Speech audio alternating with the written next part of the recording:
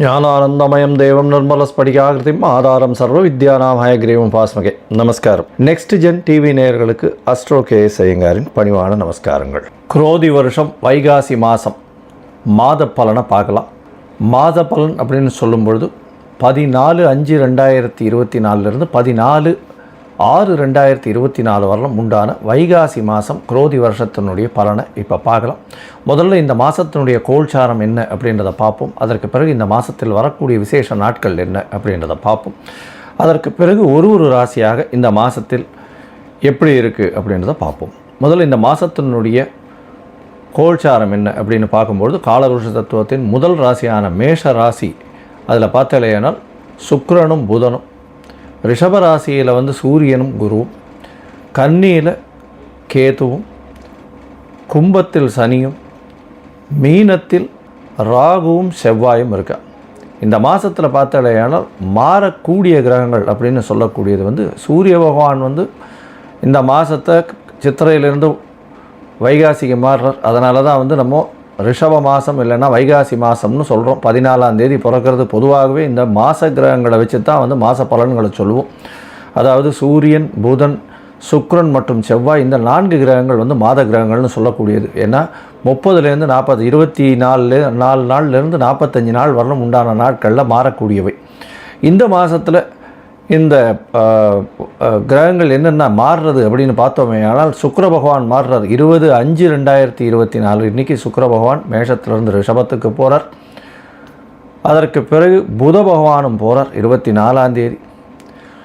இந்த மாத கடைசியில் பார்த்தோம்னா 31ஆம் தேதி 31/5 அப்படின்னு பார்க்கும்பொழுது செவ்வாய் பகவான் ராசியிலே ஆட்சி பெற்று போயிருக்கார்.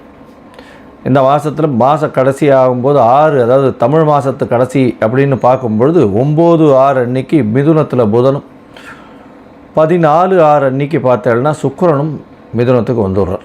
இது இந்த மாதத்தினுடைய கிரகச்சாரம் அப்படின்னு சொல்லக்கூடியது. இந்த மாதத்தில் வரக்கூடிய விசேஷ நாட்கள்னு பார்த்தேன்னா வைகாசி மாதம்னா வைகாசி விசாகம் பெரிய விசேஷம். பௌர்ணமி, எல்லா பௌர்ணமிகளும் மிகவும் பெரிய ஏற்றம். ஏன்னா ஒளி பெருக்கிய நாள், ஒளி பொருந்திய நாள். இந்த பௌர்ணமியில் பிறந்த குழந்தைகள் மிகப்பெரிய ஆளுமை பொருந்தியவர்களாக இருக்கக்கூடியவர்களாக இருப்பார்கள். நல்ல ஒரு ஏற்றம் இருக்கும். எப்பொழுதுமே சூரிய சந்திரனுக்கு 180 பாகையில் இருக்கிற பொழுது ஒரு பெரிய ஏற்றம் கிடைக்கக்கூடிய காலகட்டம். அதுவும் இந்த வாட்டி வைகாசி பௌர்ணமியில் என்ன விசேஷம் அப்படின்னா குரு பகவான் சூரியனோடு சேர்ந்து இருக்கிறது பெரிய விசேஷம். குருவும் சூரியனும் இருக்கிறது பெரிய ஏற்றம். அதனால் ஆளுமை திறன் ரொம்பவும் அதிகமாக இருக்கக்கூடும் அப்படின்றத சொல்கிறேன். இந்த மாதத்தில் பார்த்தாலேயானால் பௌர்ணமி வைகாசி விசாகம் சொல்கிறோம். அதற்கு பிறகு 24ஆம் தேதி 23ஆம் தேதி பௌர்ணமி, அதாவது வைகாசி விசாகம். அதுவும் கோவிலெலாம் எல்லாமே திருக்கல்யாணம்லாம் நிறைய நடக்கும். அதற்கு பிறகு 24ஆம் தேதி அன்னைக்கு காஞ்சி மகாபெரிவரனுடைய ஜெயந்தி. 24ஆம் தேதிக்கு அப்புறம் 28/5 அன்னைக்கு பார்த்தோம்னா 28/5/2024 அக்னி நட்சத்திரம் முடிவு. அதாவது அக்னி நட்சத்திரம்னு ஏற்கனவே போன இதில் சொல்லியிருக்கோம். சித்திரை மாதத்தில் ஆரம்பிச்சிருக்கோம். சித்திரை மாதத்தில் பரணி நட்சத்திரத்துலேருந்து ஆரம்பித்து ரோஹி நட்சத்திரம் வரலும் வரக்கூடிய இந்த 8 பாதங்களை அக்னி நட்சத்திர காலம்னு சொல்கிறது. இந்த காலகட்டத்தில் நான் புதுசாக ஒரு நல்ல விசேஷங்கள்லாம் பண்ணுறது கிடையாது. இந்த அக்னி நட்சத்திரம் முடிஞ்ச உடனே எல்லா விதமான ஏற்றங்களும் பண்ணக்கூடிய காலகட்டமாக அமைய போகிறது. அதுக்கு முதல்ல பார்த்தோம்னா 6/6/2024 அன்னைக்கு, அதாவது 3/6/2024 அன்னைக்கு பார்த்தோம்னா ஜூன் 3ஆம் தேதி அன்னைக்கு வாஸ்து நாள் அப்படின்னு சொல்லக்கூடியது. வாஸ்து புருஷன் கண் விழிக்கும் நாள். 9 மணி 5 நிமிஷமா 9 மணி 5 நிமிஷத்துலேருந்து 10 மணி 35 நிமிஷம் வரலும் இருக்கக்கூடிய காலகட்டத்தை சொல்கிறோம். இந்த 1 மணி நேரம் 30 நிமிஷம், அதாவது 90 நிமிஷங்களில் 18 நிமிஷமாக பிரித்து 5ஆக பிரிச்சுக்கிறோம். வாஸ்து புருஷன் கண் விழிக்கிறது, கண் விழித்து காலை கடன்களை செய்கிறது. அதற்கு பிறகு குளிக்கிறது ஒரு 18 நிமிஷம். அதற்கு பிறகு கடவுளுக்கு சாமிக்கு பூஜை பண்ணுறது ஒரு 18 நிமிஷம். போஜனம் பண்ணுறது 18 நிமிஷம். அதற்கு பிறகு தாம்பூலம் தரிப்பது 18 நிமிஷம். கடைசி 36 நிமிஷம் மிகவும் ஏற்ற விஷயம். இந்த காலகட்டத்தில் எந்த ஒரு கிரகப்பிரவேசமோ வாசக்கால் ஊன்றதோ புதுசாக மன அடிக்கோல் படுறதோ இதெல்லாம் பண்ணலையானால் நல்ல ஒரு ஏற்றம் கிடைக்கும். அந்த ப்ராஜெக்ட் கண்டிப்பாக முடியக்கூடிய வாய்ப்புகள் நிச்சயமாக உண்டு. இந்த வாஸ்து புருஷன் நித்திரை விடும் நாளில் பார்த்தேலையானால் நித்திரை விடும் நேரத்தில் இந்த கடைசி 36 நிமிஷத்தில் பெரிய ஏற்றம் இருக்கும். அப்போ வந்து திதி வார தோஷங்கள் கிடையாது, அஷ்டமி நவமி அதெல்லாம் எதுவுமே கிடையாது, ராகுகாலம் யமகண்டம்லாம் கிடையாது. அதனால் வந்து அதை எடுத்து செய்யக்கூடியது ரொம்பவும் விசேஷம். இது ஏதாவது ரெஜிஸ்ட்ரேஷனுக்கு எழுத்து போடணும் அப்படின்னா இந்த காலகட்டத்தில் போடுறது ரொம்பவும் நல்லது. 6/6/2024 ஜூன் 6ஆம் தேதி பார்த்தோம்னா அமாவாசை, வைகாசி அமாவாசை வருது. இந்த மாதத்தில் வரக்கூடிய விசேஷங்கள் இதெல்லாம் தான். இந்த மாதத்தில் ஒரு ராசிக்கும் எப்படி இருக்குது அப்படின்றத பார்க்கலாம். மேஷம் முதல் மீனம் வரை. அதற்கு முன்னாடி என்னுடைய மொபைல் நம்பர் கீழே ஸ்க்ராலிங்கில் போகும். உங்களுக்கு அஸ்ட்ராலாஜிக்கல் கன்சல்ட் வேணுமே ஆனால் எனக்கு தொடர்பு கொண்டோடனே உங்களுக்கு date of birth, time of birth, place of birth நீங்கள் அனுப்பிச்சலையானால் உங்களுடைய பெயர், உங்களுடைய தாய் தகப்பனாரின் பெயரை அனுப்பிச்சிங்களேயானால் உங்களுடைய சார்ட்டை போட்டுட்டு, அதாவது அஸ்ட்ராலாஜிக்கல் சார்ட்டை போட்டுட்டு, ஹாரோஸ்கோப்பை போட்டுட்டு அதில் சந்தி இருக்கான்னு பார்க்கணும். அதாவது பாத சந்தி இருக்கா, கிரக சந்தி இருக்கா, நட்சத்திர சந்தி இருக்கா, லக்ன சந்தி இருக்கா, இது எல்லாத்தையும் பார்த்துட்டு அதற்கு பிறகு உங்களுடைய தசாபுக்தி அந்தரம் சூக்ஷ்மம் எப்படி இருக்குது, கோச்சாரம் எப்படி இருக்குன்றதை பார்த்து உங்களுக்கு உண்டான பலன்களை சொல்கிறேன். இதற்கு உண்டான கட்டணம் என்ன அப்படின்றதையும் கேட்டு தெரிஞ்சுட்டு அதை நீங்கள் ட்ரான்ஸ்ஃபர் பண்ணிடுங்க. இப்போது இந்த மாதத்தினுடைய வைகாசி மாதத்தினுடைய மாத பலன் மேஷம் முதல் மீனம் வரை எப்படி இருக்குன்றதை ஒன்றொன்னா பார்க்கலாம். மிதுனம், மிருகசீரிஷம், திருவாதிரை, புனர்பூசம் இந்த 3 நட்சத்திரம் 9 பாதங்களை கொண்ட ராசி. ராசியின் அதிபதினு சொல்லக்கூடிய ஒரு புத பகவான் ராசிக்கு 11ஆம் இடத்துல இந்த மாதம் ஆரம்பிக்கும் பொழுது இருக்கார். வைகாசி மாதம் பார்த்தோம்னா குரோதி வருஷத்துக்கு 14/5/2024 14/6/2024 வரலும் உண்டான மாதத்திற்கு குரோதி வருஷம் வைகாசி மாதம். இந்த மாதத்தில் உங்களுடைய ராசியின் அதிபதி 11ஆம் இடத்துல இருக்கிறது பெரிய விசேஷம். அதை தவிர பார்த்தோம்னா இந்த மாதத்தில் ஒரு வாரம் 10 நாளில் வந்து உங்களுடைய ராசிக்கு 12ஆம் இடத்துல சுக்கிர பகவானோட ஆட்சி பெற்ற சுக்கிர பகவானோட இருக்கக்கூடிய காலகட்டமாக அமைய போகிறது.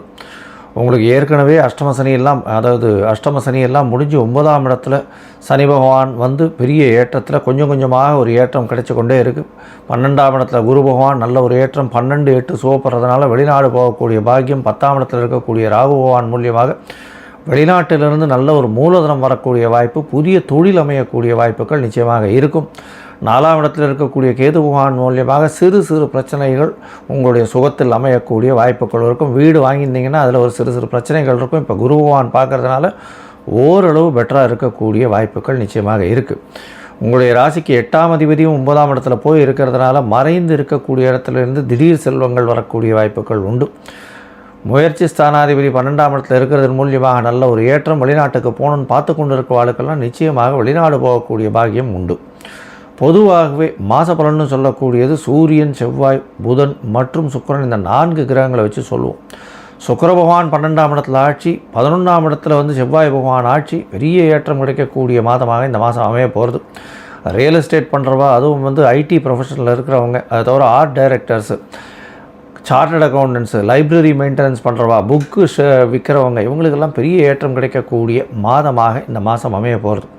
எதை தொட்டாலும் வெற்றி பெறக்கூடிய வாய்ப்பு உண்டு. புத்தகம் எழுதக்கூடியவர்களுக்கெல்லாம் பெரிய ஏற்றம் கிடைக்கக்கூடியது. பேப்பர் விற்கிறவா, இதுவெல்லாம் விற்று கலைப்பொருட்கள் விற்கிறவாளுக்கெல்லாம் பெரிய ஏற்றம். ஆர்ட் டைரக்டர்ஸுக்கெல்லாம் பெரிய ஏற்றம் கிடைக்கக்கூடிய மாதமாக இந்த மாதம் அமைய போகிறது.